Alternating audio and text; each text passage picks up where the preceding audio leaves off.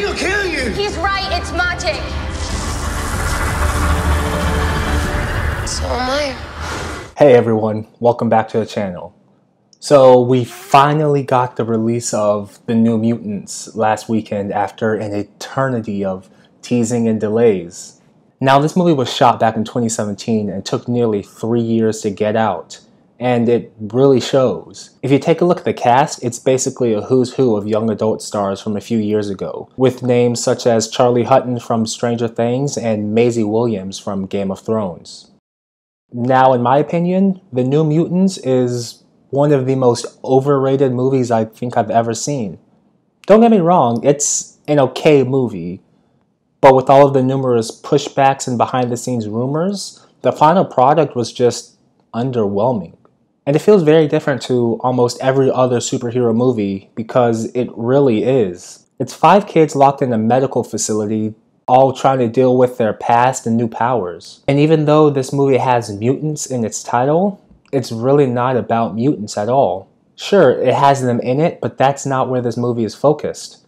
Really, it was about the children learning who they are, what they can do, and learning to accept themselves despite their past. This movie was classified as a horror film, but really I think it was a psychological thriller with some subtle, honestly subpar elements of horror to it.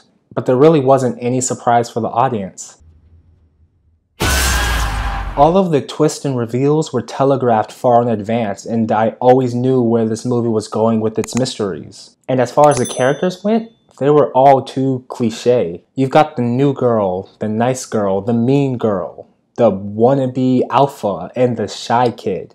I've heard them described as the Breakfast Club stuck in an insane asylum, and honestly, that's about accurate. Now, don't get me wrong, I liked all of the actors and their parts, but their characters just didn't feel written very well. And to me, it felt like the actors were underperforming. But the real kicker was the timing of this film. We spend the first 30 minutes following the characters around as nothing really happens. It's just too much dead space in the movie as it pauses to focus on characters moping around a place they know clearly isn't helping them. This isn't a hospital, it's a cage. In fact, it takes about half the movie before things get interesting and about 2/3 before things actually start moving. And when it finally does start moving, it goes from 0 to 100 way too quick. There's no lead up to any of the final sequences. Illyana's nightmares come with no pretense, only to be overshadowed shortly later by the demon bear, which literally came out of nowhere. It's like this movie realized it wasn't being superhero enough, and so it crammed everything in the last 20 minutes in an attempt to earn its superhero status. And all the work this movie did by focusing on the characters is immediately undone. You've been through a lot. Get some rest. This movie really couldn't commit to what it wanted to be. Part superhero movie, part horror flick, part thriller. It was just sampling way too many genres to be good at any of them.